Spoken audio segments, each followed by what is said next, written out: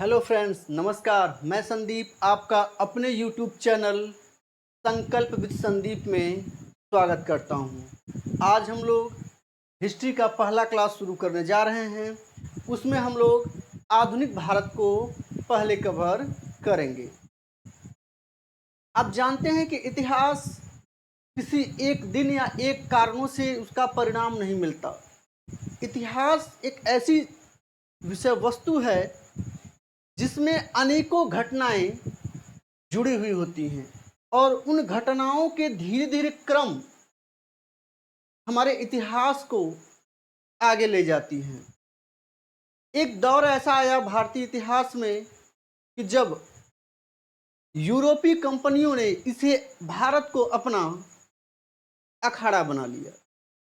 आए तो थे व्यापार के दृष्टि से, लेकिन धीरे धीरे वो भारत के अंदर हर तरह के मामलात में दखल देने लगे और धीरे धीरे भारत के अधिकांश क्षेत्रों को जीत लिया और उस पर अपना कब्जा कर लिया और अपने तरीके से उस पर शासन करना शुरू कर दिया। तो उसी परिप्रेक्ष्य में आज हम लोग इस ट्रिक को देखेंगे। आज हमारा ट्रिक है भारत में यूरोपीय कंपनियों का आगमन। तो देखते हैं भारत में यूरोपीय कंपनियों का आगमन। इसका पहला ट्रिक क्या है? PDEDF। PDEDF PDEDF आपको याद करना है। आपसे कई बार परीक्षाओं में पूछ लिया जाता है कि भारत में आने वाले यूरोपियों का क्रम क्या है, क्रम लगाइए। तो सबसे पहले भारत आने वाले कौन थे? पुर्तगाली थे। आप कमेंट करके बताइए कि पुर्तगाली भारत में कब आए। फिर उसके बाद आने वालों में डच थे, तीसरे नंबर पर अंग्रेज थे, चौथे नंबर पर डेनमार्क थे और पांचवें नंबर पर फ्रांसीसी। डेनमार्क मतलब डच, हॉलैंड के रहने वाले निवासी डेनमार्क कहलाए, डच कहलाए, डच कह लीजिए चाहे डेनमार्क कह लीजिए। तो भारत में सबसे पहले पुर्तगाली आए, फिर डच आए, अंग्रेज आए, डेनमार्क आए, फ्रांसीसी आए। आपसे पहला प्रश्न तो ये पूछता है कि कौन पहले आए। दूसरा प्रश्न पूछता है कि इन कंपनियों में सबसे पहले किस कंपनी ने अपना फैक्ट्री भारत में स्थापित किया या अपनी कंपनी की स्थापना भारत में की। तो पहला है, आप लोग शॉर्ट स्क्रीन ले लीजिए, इसको देख लीजिए कि पहले कौन आया? पुर्तगाली, फिर डच, फिर अंग्रेज, फिर डेनमार्क यानी डच डेनमार्क और फिर फ्रांसीसी। ठीक, नेक्स्ट, भारत में कंपनियों की स्थापना का क्रम, ये बेहद महत्वपूर्ण है। स्थापना का क्रम, वो तो उनके आगमन का क्रम था, यह स्थापना का क्रम है कि भारत में अंग्रेजों के अंग्रेज बोल रहे हैं, भारत में यूरोपीय कंपनियों के स्थापना का क्रम क्या था?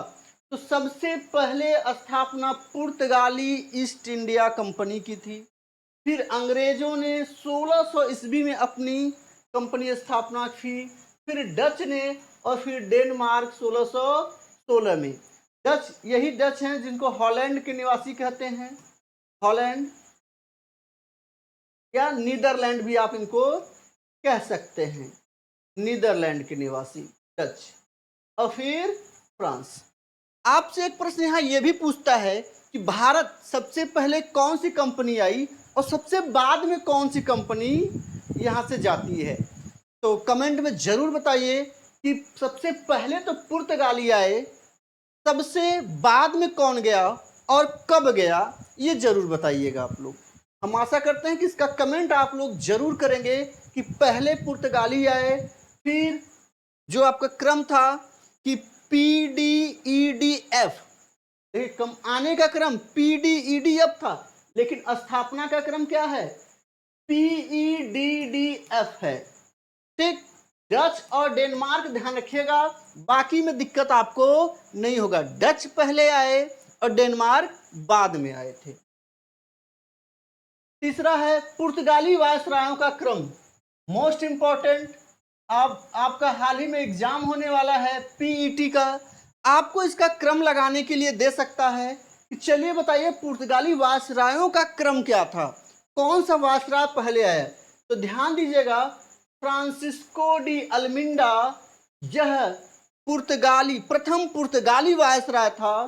ठीक, और पुर्तगालियों ने अपनी पहली फैक्ट्री कहाँ खोली, तो कोचीन में खोली। ये ध्यान रखिएगा, बहुत बार ये क्वेश्चन पूछ लिया जाता है कि पुर्तगालियों ने अपनी पहली फैक्ट्री कहाँ खोली या पहली कंपनी कहाँ खोली। ठीक, फिर उसके बाद दूसरे नंबर पे अल्बुकर्क आया।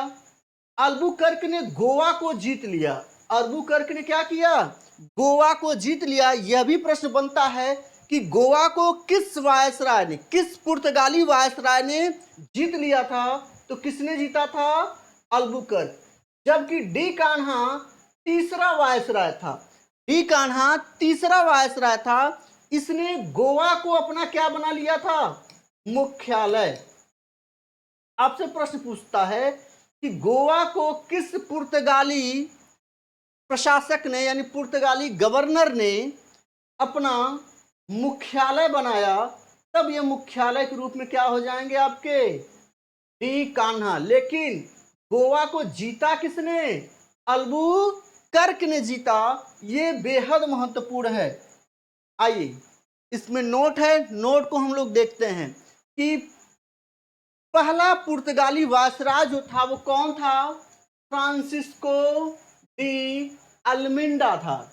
और दूसरा कौन था, दूसरा वायसराय अल्बुकर्क था। इसने गोवा को क्या किया था, हमने बताया अभी आपको कि इसने गोवा को जीत लिया। और किससे जीता, तो ध्यान रखिएगा ये बीजापुर के सुल्तान से जीता। आप लोग इसको कमेंट करिए कि उस समय बीजापुर का सुल्तान कौन था। आप लोग कमेंट करके बताइए कि उस समय बीजापुर का सुल्तान कौन था। ठीक, अगला प्रश्न पूछा जाता है, तीन ऑप्शन दे देगा, फ्रांसिस्को डी अल्मिंडा और आपको वायसराय डी कान्हा, और भी कोई एक ऑप्शन, दो ऑप्शन रख देगा। पूछेगा इसमें कि पुर्तगालियों का वास्तविक संस्थापक किसको माना जाता है। तो पुर्तगालियों का वास्तविक जो संस्थापक था, ये ध्यान देने वाली बात है कि ये पुर्तगाली साम्राज्य का जो वास्तविक संस्थापक अल्बुकर्क को ही माना जाता है। उसका रीजन क्या है कि इसने गोवा को बीजापुर के सुल्तान से छीन लिया यानी जीत लिया। और यह पुर्तगालियों के लिए बहुत बड़ी बात थी, इसलिए इसे पुर्तगाली साम्राज्य का वास्तविक संस्थापक माना जाता है। पुर्तगालियों ने अपनी पहली फैक्ट्री कहाँ खोली, तो पुर्तगालियों ने अपनी पहली फैक्ट्री कोचीन में खोली थी। यह भी महत्वपूर्ण था। तीसरा आपका है कि तीसरा वायसराय डी कान्हा था। मैंने अभी कुछ देर पहले आपको बताया कि इसने गोवा को अपना क्या किया, इसने गोवा को अपना मुख्यालय बना लिया था। इसने गोवा को अपना मुख्यालय बना लिया था। पुर्तगालियों ने हुगली को लूट का केंद्र बना दिया था। अब सोचिए कि वो एक यूरोपी थे, धीरे धीरे भारत में आते हैं, प्रवेश करते हैं, भारतीय राजाओं से युद्ध करके छीन लेते हैं, छल कपट सब कुछ चलाते हैं, सब कुछ लगाते हैं, और उसी में लोग लूटपाट का भी काम शुरू कर देते हैं। तो पुर्तगालियों ने हुगली को लूट का अड्डा बनाया। ध्यान दीजिएगा, अभी मैं इतिहास को एक ट्रिक के माध्यम से ले चल रहा हूं, लेकिन मैं विस्तृत इतिहास को मैं पढ़ाऊंगा, आपको बहुत मजा आने वाला है। काफी इंटरेस्टिंग विषय है हिस्ट्री, रोचक तथ्य है, रोचक विषय है, इसको हम लोग देखेंगे। आइए अगला है, कार्टेज व्यवस्था क्या है। ये कई बार पीसीएस जैसे एग्जाम में और आरओ एआरओ बीईओ जैसे एग्जाम में, नेट जैसे एग्जाम में ऐसे प्रश्न पूछ लिए जाते हैं कि कार्टेज व्यवस्था क्या है। तो ध्यान रखिएगा, कार्टेज जो व्यवस्था थी इसकी शुरुआत भारत में पुर्तगालियों के द्वारा शुरू की गई। पुर्तगालियों ने किया क्या कि पहले तो अधिकार कर लिया, और अधिकार करने के बाद भारतीय जो जहाजों के कप्तान होते थे उनको पुर्तगालियों से एक प्रपत्र लेना पड़ता था, यानी एक लाइसेंस लेना पड़ता था। किस लिए? भारत में ही आने जाने के लिए। तो इसी को कार्टेज व्यवस्था कहा गया। आपसे पूछ लिया जाए कि कार्टेज व्यवस्था किसने शुरू किया, तो कार्टेज व्यवस्था पुर्तगालियों ने शुरू किया।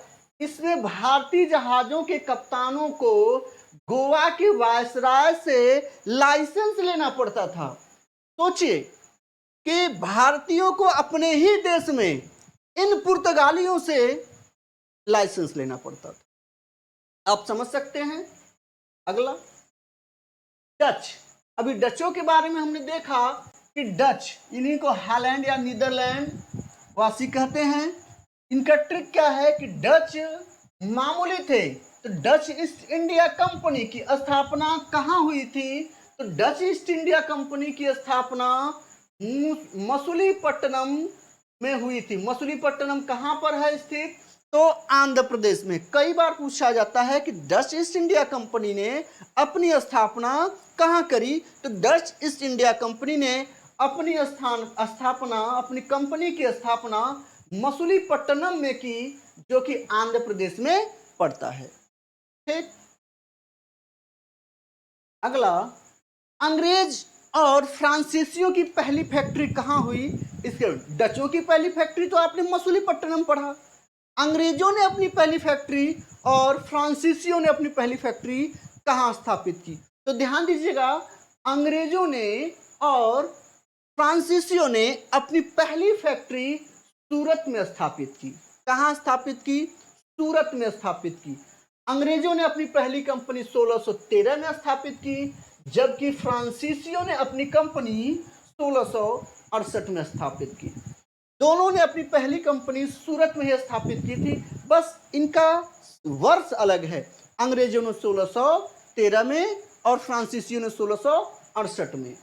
अंग्रेजों ने अपनी पहली फैक्ट्री सूरत में 1613 में स्थापित की तथा फ्रांसीसियों ने भी अपनी पहली फैक्ट्री सूरत में ही 1668 में स्थापित की थी।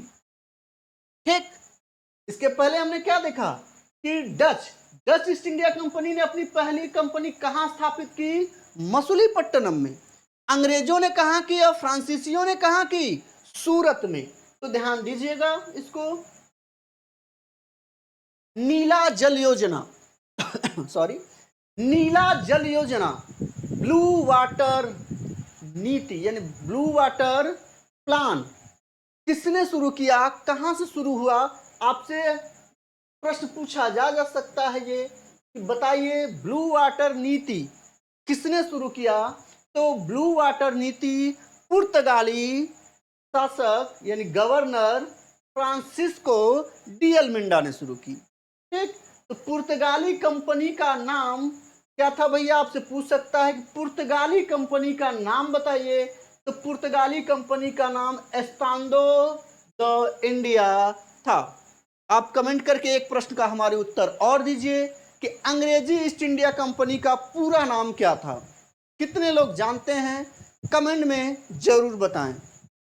नेक्स्ट, अगला है कर्नाटक युद्ध। कर्नाटक युद्ध बहुत ही महत्वपूर्ण है। 3 कर्नाटक युद्ध हुए और तीनों कर्नाटक युद्ध बेहद महत्वपूर्ण है। कभी कभी उनके सन पूछ लेते हैं, कभी कभी उनसे पूछ लिया जाता है कि प्रथम कर्नाटक युद्ध, द्वितीय कर्नाटक युद्ध या तृतीय कर्नाटक युद्ध के कारण क्या थे। आइए देखते हैं। पहला ट्रिक है, कानू का चप्पल पंडित जी पेरिस ले गए। कानू का चप्पल कौन लेके चला गया भैया? पंडित जी चले गए हैं। चप्पल लेके कहां चले गए? पेरिस चले गए हैं भाई, ध्यान दीजिएगा। तो प्रथम कर्नाटक युद्ध कब हुआ? 1746 से 48 के बीच में। आपसे प्रश्न पूछता है कि प्रथम कर्नाटक युद्ध की समाप्ति किस संधि के कारण हुई? तो प्रथम कर्नाटक युद्ध की समाप्ति एक्सला चैपल, ये चप्पल से चैपल है, ध्यान दीजिएगा। एक्सला चैपल की संधि से प्रथम कर्नाटक युद्ध की समाप्ति होती है। दूसरा है, पांडिचेरी की संधि से द्वितीय कर्नाटक युद्ध की समाप्ति होती है। पांडित से क्या हो गए? पांडिचेरी, और पांडिचेरी की संधि से द्वितीय कर्नाटक युद्ध की समाप्ति होती है। द्वितीय कर्नाटक युद्ध कब शुरू हुआ? तो यह 1744 से लेकर 1763 ईस्वी तक यह युद्ध चला। सॉरी, 1763 नहीं, 1756 ही होगा ये। ठीक, 1753। ठीक है, नेक्स्ट। अच्छा सॉरी, तीसरा, पेरिस की संधि। पेरिस की संधि कब शुरू हुई और ये कब समाप्त हुई? तो ध्यान दीजिएगा, पेरिस की संधि 1756 से शुरू होकर 1763 तक चला। 1763 तक चला, ये इंपॉर्टेंट है। तीसरी जो युद्ध था, तीसरा कर्नाटक युद्ध, यह कब समाप्त हुआ? तो यह 1763 में किस संधि से हुआ? महत्वपूर्ण इसमें यही है सबसे ज्यादा कि तृतीय कर्नाटक युद्ध किससे समाप्त हुआ? तो पेरिस की संधि से। द्वितीय कब हुआ? पांडिचेरी से। और तृतीय कब हुआ? एक्सला चैपल की संधि से समाप्त हुई। आइए इसको हम देख लेते हैं। यहां से एक प्रश्न पूछा जाता है कि किस कर्नाटक युद्ध का कारण भारतीय अशांति था? भाई 3 कर्नाटक युद्ध हुए, तीनों में अंग्रेजों ने, एंग्लो और फ्रांसीसियों ने, अंग्रेजों ने और फ्रांसीसियों के बीच यह युद्ध हुआ, एंग्लो फ्रांसीसी युद्ध, जिसमें कारण भारतीय भी थे। अंग्रेजों ने भारतीयों का साथ दिया, भारतीयों ने अंग्रेजों का साथ दिया, इस तरह से करके युद्ध उसमें चलते रहे एक दूसरे की सहायता से। तो प्रथम कर्नाटक युद्ध यूरोप में एंग्लो फ्रेंच युद्ध का विस्तार था। प्रथम कर्नाटक युद्ध के शुरू होने का कारण क्या था? तो अंग्रेजों, एंग्लो मतलब अंग्रेज, और फ्रांसीसियों के बीच जो यूरोप में युद्ध चल रहे थे साम्राज्यवादी विस्तार को लेकर, उसके कारण भारत में भी अंग्रेजों और फ्रांसीसियों के बीच युद्ध छिड़ गए। यही है इंपॉर्टेंट आपका। पूछता है कि कौन सा कर्नाटक युद्ध का कारण भारतीय था, भारतीय अशांति था, भारतीय राजाओं द्वारा आपस में युद्ध करना था या अशांति के कारण शुरू हुआ? तो आपका यही है, द्वितीय कर्नाटक युद्ध का कारण भारतीय आंतरिक अशांति था। भारतीय आंतरिक अशांति के कारण, अशांति यहां कर लीजिएगा, अशांति के कारण हुआ। यह प्रश्न आपसे पूछा जा सकता है। तृतीय कर्नाटक युद्ध का कारण क्या था? कि काउंट डी लाली, यह फ्रांसीसियों का जल सेना नायक था, युद्धपोत का नेतृत्व कर रहा था। इसने फ्रांसीसी सेना का नेतृत्व किया और सेंट डेविड और विजयनगरम के अंग्रेजी किलों को क्या किया? इसने जीत लिया।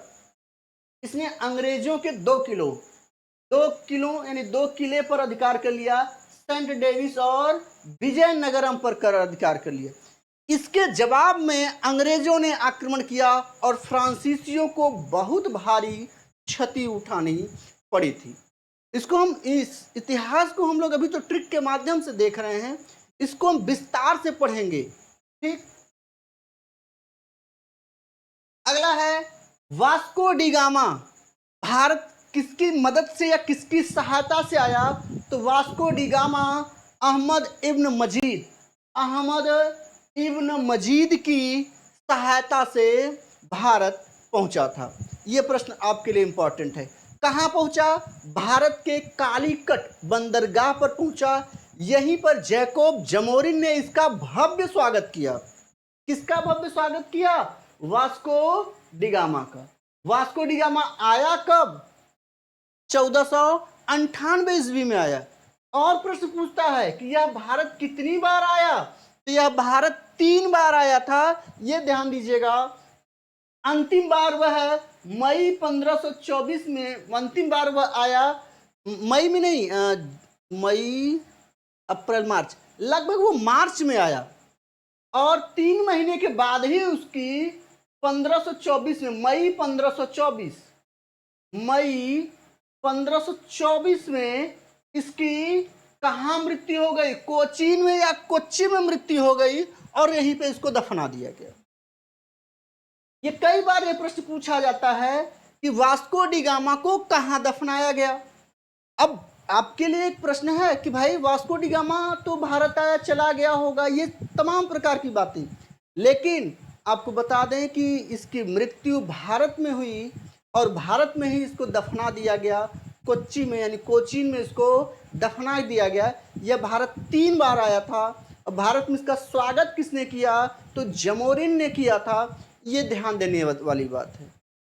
किस रास्ते से आया था, केप ऑफ गुड होप के रास्ते से होते हुए यह भारत आया था। ठीक, तो आज के हमारे प्रश्नों का उत्तर आप लोग जरूर देंगे, हम आशा करते हैं। कल फिर मिलते हैं। अगले क्लास में इतिहास को हम आगे ले चलेंगे। आपको हर विषय से संबंधित हम ट्रिक देंगे और उसका एक विस्तृत प्रॉपर तरीके से भी हम इतिहास हो, जियोग्राफी हो, पॉलिटी हो, इकोनॉमिक हो, सबके क्लासेस चलाए जाएंगे। जल्दी आपको हिंदी और जो टीईटी, सुपर टेट, यस टेट की तैयारी करने वाले हैं उनके लिए साइकोलॉजी की भी कक्षाएं शुरू की जाएंगी। तब तक के लिए धन्यवाद, नमस्कार।